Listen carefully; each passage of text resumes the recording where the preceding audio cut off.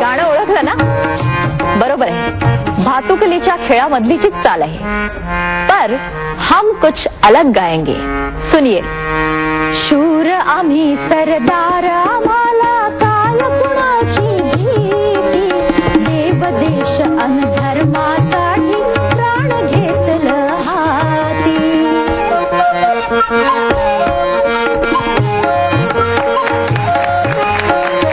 काय बसला ना 440 व्होल्टचा झटका.